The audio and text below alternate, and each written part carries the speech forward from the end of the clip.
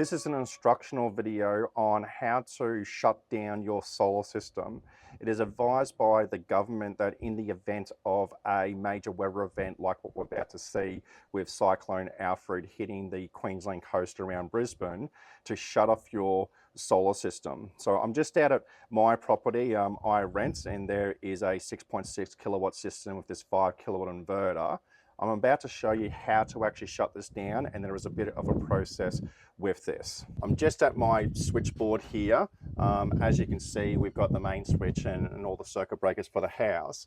Over here is the main switch inverter supply. All right, so this is the AC inverter supply. So we just want to flick this one here off. All right, and we'll go back to the inverter. Now with the inverter here, we have an AC isolation switch here. So we just want to flick this one here off. All right, this just means that there's no load then when we turn off the DC switch. So this is the DC isolation switch. So this conduit here, all right, is basically where the DC cabling from the roof comes down. We're just going to flick this one to off. All right.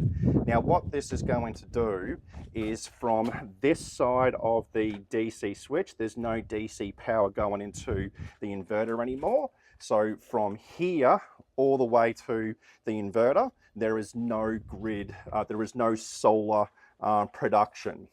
It is important to realize, however, that everything from the line side of the DC isolation switch back up to the roof is actually still live. In the event of an outage, a grid outage like what we're probably going to experience with the cyclone, even with having everything isolated as we've just done, from the actual solar panels to the isolation switch, the DC isolation switch is still actually got the potential to be live.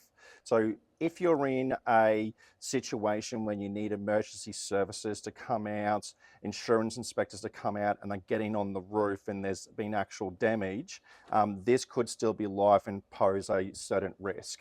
Now, we've been getting a lot of questions from our clients here at REA Solar.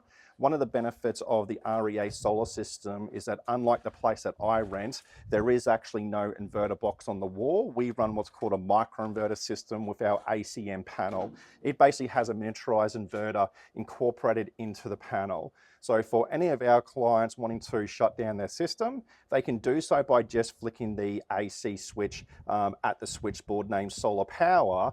But in the event of any grid outage, because the inverters are at the panel, they will just detect that there's no grid voltage and they will open circuit, meaning that they will turn off, automatically de-energizing the full system. So that's a quick tutorial on how to actually shut down your system. To re-engage the system after the storm has passed and it's safe to do so, we do everything in reverse. So what we would do here is that we would turn the DC isolation switch on. We would then turn the AC isolation switch on, and we would go to the switchboard and we would turn the AC main switch inverter supply back on.